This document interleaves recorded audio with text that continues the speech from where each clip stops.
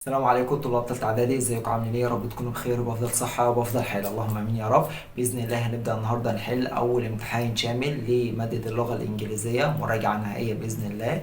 تمام، هنبدأ بأول سؤال معانا وهو سؤال الديالوج. تمام، في كل سؤال من الأسئلة اللي احنا هنحلها هقول لك على كام نقطة كده مهمين وكام تريكة كده هتقدر تسهل عليك الحل يعني، وهتقدر تقفل بإذن الله بسببهم. تمام، فتابع معايا للآخر وركز معايا في كل كلمة هقولها علشان بإذن الله تقفل الامتحان. تمام. هنبدأ بأول سؤال معانا وهو سؤال الديالوج. تمام، أول تريك هقولها لك في سؤال الديالوج. سؤال الديالوج في الأول هو عبارة عن اتنين بيكلموا بعض، واحد بيسأل والتاني بيجاوب، أو واحد بيجاوب والتاني بيسأل. تمام، طيب إيه هي أول تريك هنعرفها؟ أول تريكة إن القطع أو المحادثة كلها بنعرفها من خلال السطر الأسود الغامق اللي بيبقى قبل المحادثة. ده بيعرفنا المحادثة أصلا بتتكلم على إيه. تمام، وبيعرفنا برضو زمن المحادثة، هنستخدم زمن المضارع البسيط، هنجاوب مثلا بزمن الماضي، هنجاوب بزمن المستقبل. ده كله بنعرفه من خلال السطر الأسود اللي فوق. تمام. اول حاجه بيقول لي ايه السطر الاسود ده اللي انا قصدي عليه، اللي هو قبل مجدي وقبل حمدي، قبل الاثنين اللي بيكلموا بعض بيبقى في سطر اسود فوق. بيقول لي ايه؟ مجدي wants to. wants يعني معناها يريد ان. بس هنا wants حاطط لك للفعل اسم، معناه ان هو فعل مضارع، يبقى احنا في زمن المضارع، يبقى ما ينفعش استخدم زمن ماضي ولا استخدم زمن مستقبل. تمام. نكمل. مجدي wants to join a charity. مجدي عايز ينضم لجمعية خيرية and asks his friend. وبيسأل صاحبه حمدي about his opinion. وبيسأل حمدي وبياخد رأي حمدي صاحبه، يعني بيقول له يا حمدي أنا عايز أنضم لجمعية خيرية، إيه رأيك؟ تمام، فمجدي بيقول له إيه؟ good evening حمدي، صباح الخير يا حمدي. I want to ask you for advice. عايز أخد رأيك أو أخد نصيحتك. are you free. وركز لي هنا على are you free. are من الافعال المساعده، am واز are من الافعال المساعده، لما بتيجي في اول السؤال بيبقى معناها هل، يبقى سؤال بهل. سؤال بهل هجاوب عليه ازاي؟ هجاوب عليه بيس او نو، يبقى ار يو فري. وطبعا الاجابه هتبقى يس من غير ما اكمل. ليه هتبقى بيس؟ لان طالما في تكمله للحوار يبقى قال له ايوه انا فاضي او اقدر اديك نصيحتي. انما لو كان لا مش فاضي فكان خلاص هيقول له شكرا وخلاص، كانت المحادثه انتهت لعند هنا. انما طالما قال له بيس يبقى انا فاضي، فخلاص بقى هيساله ويجاوبه. فهمتوا الدنيا ماشيه ازاي؟ تمام، يبقى سؤال بهل ار يو فري، يبقى هقول له ايه؟ هقول له يس نعم، واي او يو هتتحول لاي، وار هتتحول لام. يبقى يس ار يو فري، يبقى يس اي ام فري اهو. يبقى ام بتتحول، يبقى ار بتتحول لام، واي بتتحول ليو. وطبعا في السؤال بتبقى ام الاول بعد كده يو، في الاجابه بنعكس، هتبقى يو وبعد كده ام زي ما احنا عاملين، هتبقى اي وبعد كده ام، يبقى يس اي ام فري. بعد كده قال له وات دو يو وونت، انت عايز ايه؟ تمام، فنركز برضو هنا. دو فعل مساعد، وونت فعل كمان. طالما في فعلين ورا بعض يبقى الفعل الاول ده فعل مساعد مش فعل اساسي. تمام، يبقى انا قصدي بسأل على الفعل الاساسي اللي هو اللي بعد الفعل، يبقى what do you want، انت عايز ايه او ماذا تريد. تمام، فقال له I want to do voluntary work، انا عايز اعمل عمل تطوعي. تمام كده. ف المفروض يسأله سؤال بعد كده يجاوب إجابة. قال له you should join a charity، أنت المفروض تنضم لجمعية خيرية. يبقى السؤال إيه؟ المفروض أعمل إيه أو انضم للجمعية دي إزاي؟ أو لا مش كمان أنضم للجمعية إزاي؟ المفروض أعمل إيه علشان أعمل عمل تطوعي أو كده؟ فقال له إيه؟ يبقى السؤال أهو what. وطالما في فعل مساعد should يبقى هاخده what should I do، ماذا أفعل؟ فقال له تنضم لجمعية خيرية. بعد كده سأله سؤال جاوبه إيه؟ You can go there، أنت تقدر تروح هناك and fill in a form to join them. أنت تروح هناك وتملى استمارة. fill يعني يملى، وفورم يعني استمارة. تمام، أنت المفروض تروح هناك وتملى استمارة. تمام، فالمفروض السؤال إيه؟ ازاي مثلا اقدر انضم ليهم؟ قال له انت المفروض تنضم لجمعيه خيريه، يبقى كيف. وطالما الاجابه فيها كان فعل مساعد يبقى اخده هاو كان I join a charity. ازاي اقدر انضم للجمعية الخيرية؟ فقال له you can go there and fill a form، تروح هناك وتملى استمارة. بعد كده قال له ايه؟ قال له do you know any charity in our neighborhood؟ neighborhood معناها حي. من الاخر كده معناها ايه؟ معناها هل انت عارف في اي جمعية خيرية في الحي بتاعنا؟ وطالما دو سؤال برضه بهل، يبقى الاجابة بيس او نو. يبقى بيس، طالما كمل يبقى بيس يس، ويو هتتحول لاي، ودو هحطها زي ما هي فعل مضارع. الجملة كلها بتتكون على فعل مضارع لأنه منتصف في الأول خالص كانت مضارع. يبقى يس اي دو، نعم أنا أعرف. فبعد كده قال له كان يو كم ويز مي؟ هل ينفع تيجي معايا؟ يبقى يس. هنا بقى الجاوب براحتي، طالما في الاخر يبقى جاوب براحتي، يس او نو مش هتفرق. بس لو يس اي كان، طالما حطيت الفعل هنا كان كام؟ كان دو، عشان كده جبت يس اي دو. انما هنا كان يبقى يس اي كان. طب لو كان لا يبقى نو اي كانت. تمام كده دوت بالنسبه لاول سؤال. يبقى احنا عرفنا كذا حاجه في السؤال دوت. اول حاجه ان السؤال المحادثه دوت بعرفه من خلال السطر الاسود اللي فوق، بعرف زمن وبعرف المحادثه كلها بتتكلم على ايه. تاني حاجه عرفت لو السؤال بهل هجاوب عليه بيس او نو، ببدل الفعل والفاعل وبحطهم في الازمنه الصحيحه بتاعتهم واكتبها. لو دو، ولو بيسال بهل اللي هو دو هقول له يس اي دو، لو بيسال بكان هقول له يس اي كان، لو بيسال باز يس اي ام. تمام خلاص كده دوت بالنسبه لاول سؤال معانا في الامتحان. السلام عليكم طلاب تالتة اعدادي، ازيكم عاملين ايه؟ يا رب تكونوا بخير. باذن الله هنبدا النهارده نحل امتحان شامل لماده اللغه الانجليزيه، فركزوا كويس معايا لانها كل سؤال هنحله هقول لك فيه كام تركه كده، ولو عليه قاعده او عليه حاجه هشرحها. تمام فركز معايا كويس عشان لو فاتك حاجه تعرف تحله، ولو يجيلك سؤال انت مش عارف تحله تعرف تتعامل معاه ازاي. تمام هنبدا باول سؤال معانا وهو سؤال الديالوج. تمام سؤال الديالوج انا بعرفه منين؟ بعرفه من الخط الاسود دوت او السطر الاسود. السطر الاسود دوت بعرفني المحادثه كلها بتتكلم على ايه، او هتكون في زمن ايه، في زمن المضارع او الماضي او المستقبل. تمام بسم الله.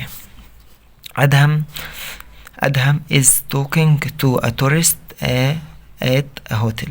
يبقى ادهم بيتكلم مع سايح في الفندق. تمام يبقى انا عرفت ان المحادثه كلها ما بين واحد اسمه ادهم وما بين احد السياح وبيتكلموا في الفندق. تمام ادهم are you visiting Egypt on business or on holiday؟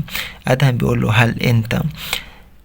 هل انت بتزور مصر في شغل ولا اجازة؟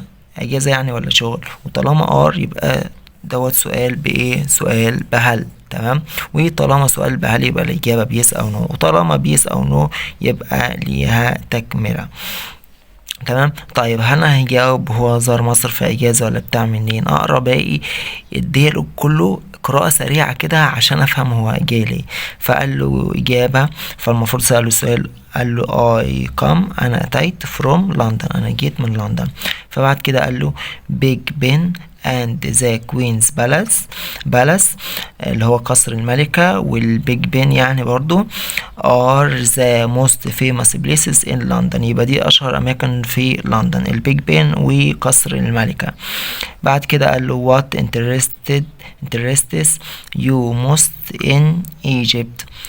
ما هي اكتر حاجة يعني شدت انتباهك في مصر، او ايه هي اهتماماتك او اكثر حاجة تهمك في مصر مثلا؟ فقال له اجابة، قال له I hope you will enjoy your tour in our country. انا اتمنى انت تستمتع في رحلتك في مصر. يبقى اكيد بقى هو جاء مصر في ايه؟ في هوليداي صح، في اجازة. يبقى are you visiting Egypt on a business or a class؟ هل بتزور مصر في دي في اجازة ولا شغل ولا اجازة؟ قال له يس. are you visiting Egypt؟ مثلا ممكن اقول له في السؤال دوت بيس او نو، او طالما بقارن بين حاجتين بيس او نو، او اقول له اجابة على طول I visit مثلا Egypt on holiday على طول، او اجاوب الاول بيس نعم I visiting، طالما مضارع يبقى خليها مضارع yes، و are you هتبقى I am yes I am visiting Egypt on holiday. تمام بعد كده احط له نقطة. بعد كده سأله سؤال، قال له I come from London، انا جاي من لندن. يبقى السؤال ايه؟ يبقى السؤال انت جاي منين؟ where، اين are you come from.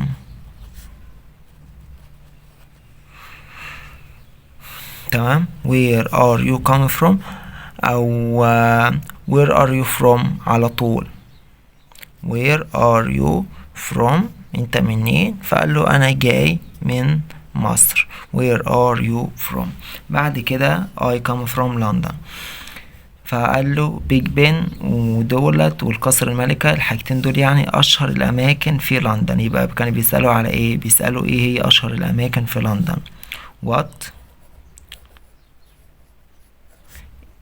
what are، طالما جمع what are the، واكمل من هنا what are the most famous places in London.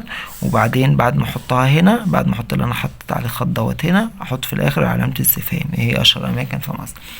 بعد كده ادهم قال له what interests you most in Egypt، ايه اكتر حاجة شدت انتباهك في مصر. مثلا اقول له سياح، اقول له عليه مثلا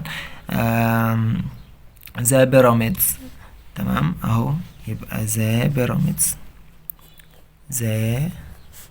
pyramids وحط له نقطة.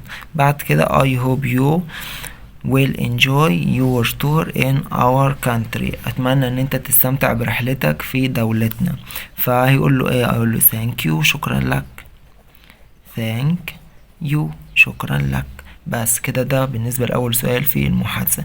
يبقى أنا عرفت كام حاجة. عرفت أول حاجة إن المحادثة كلها بتبقى بين اتنين، واحد بيجاوب والتاني بيسأل، أو واحد بيسأل والتاني بيجاوب. وبعرفها من السطر الأسود اللي فوق الغامق دوت المحادثة كلها ماشية بتتكلم على ايه. تمام.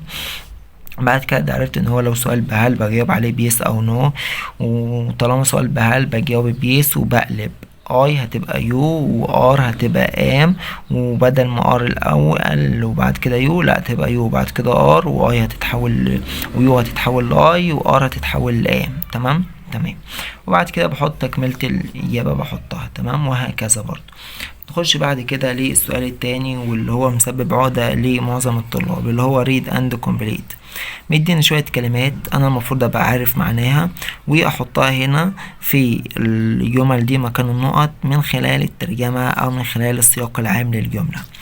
I live in a village in the south of Egypt all my life. أنا عايش في قرية صغيرة في شمال مصر طول عمري. طول عمري عايش في قرية صغيرة في شمال مصر. تمام. يبقى I have been، يبقى أول حاجة هتبقى يا never يا ever، مش هتبقى حاجة من برا الاتنين دول. طب ever معناها طيلة عمري أو منذ فترة أو كده. يبقى اختار ايه؟ هتختار never. يبقى never I have never been to another country. ليه هنا استخدمت never ما استخدمتش ever؟ عشان never معناها أبدا، نفي. أنا عمري ما رحت دولة تانية أو مدينة تانية برا القرية بتاعتي. بعد كده قال ايه؟ قال I love to draw and paint. أنا أحب الرسم والتلوين. I want to be an ايه؟ انا بحب الرسم والتلوين، يبقى انا عايز اكون ايه؟ يبقى انا عايز اكون artist، يبقى انا عايز اكون فنان. يبقى never رقم 1 وارتست رقم 2. انا عايز ابقى فنان طالما بحب الرسم. بعد كده قال ايه؟ I want to، انا اريد ايه؟ something import، انا عايز اعمل ايه؟ import. يبقى انا I want to achieve، انا عايز احقق. achieve معناه يحقق. انا اريد ان احقق شيء ما مهم. بعد كده my parents يعني والدي always دائما encourage me، دايما بيشجعوني to get an ايه؟ دايما بيشجعوني ان انا اخد ايه؟ او احصل على prize، ان انا بيشجعوني ان انا احصل على جائزة.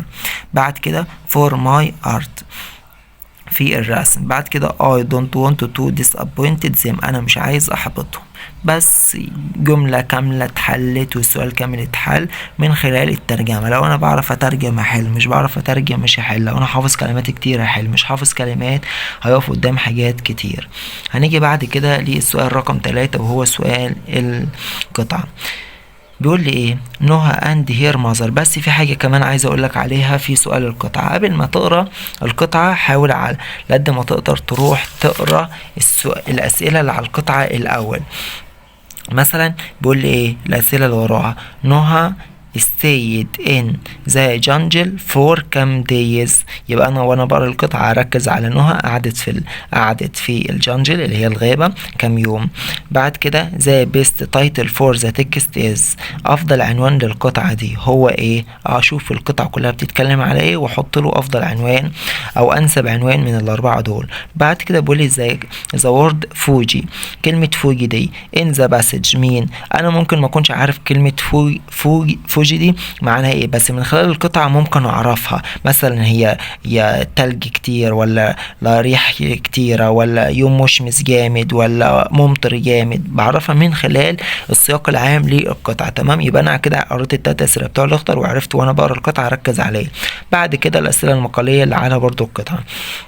بيقول لي ايه in two sentences summarize.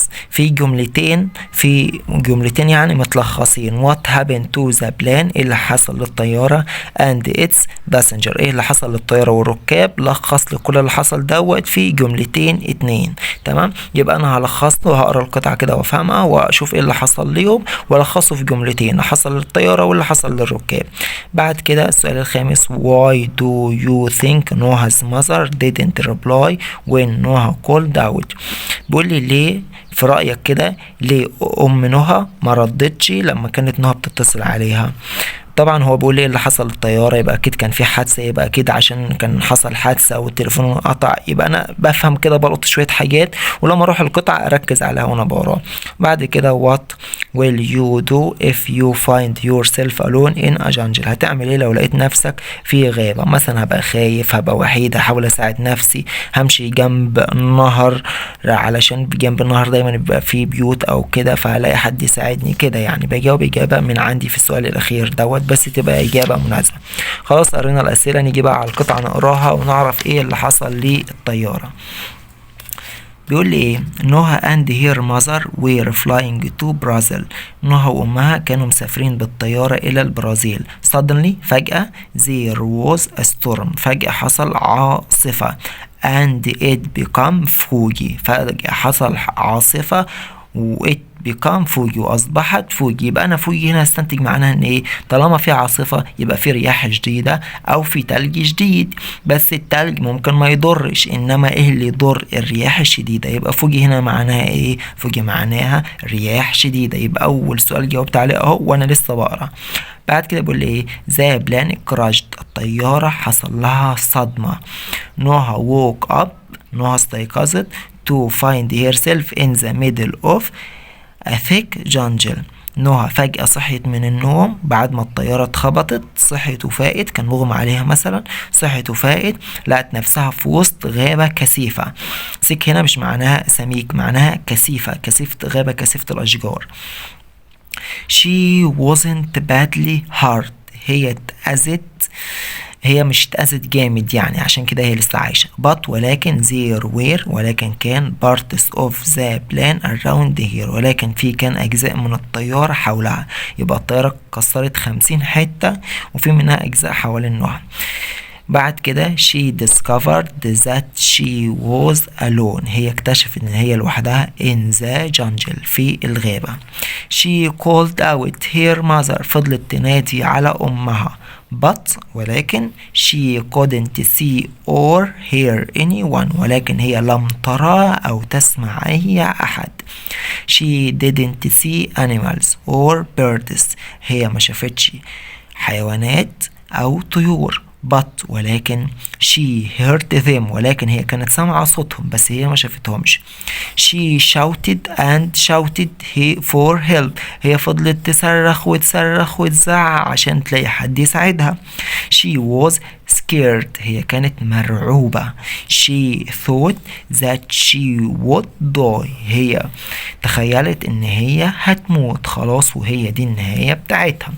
طيب نيجي بعد كده نشوف في تكملة. ده في تكملة.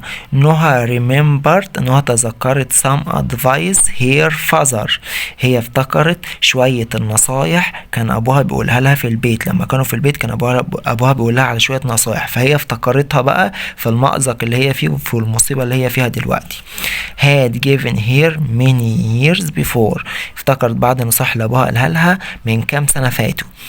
he had said، هو قال if you are lost in a jungle، لو انت ضعتي في غابة you should find a river، انت لازم تلاقي نهر and follow it، وتمشي ورا النهر دوت، تفضلي ماشية جنب النهر على طول النهر تفضلي ماشية جنبه، عشان دايما جنب النهر يا ولاد بيبقى فيه ايه؟ بيبقى فيه بيوت. دايما الناس بتحب تسكن جنب الانهار، جنب المكان اللي فيه مية يعني. فانت الغابة دلوقتي مش فيها ناس، بس ممكن تلاقي نهر. لو لقيت نهر افضلي ماشية جنب النهر، امشي امشي امشي، مش بعد شوية صغيرين هتلاقي اكيد ناس ساكنة جنبه. تمام نكمل.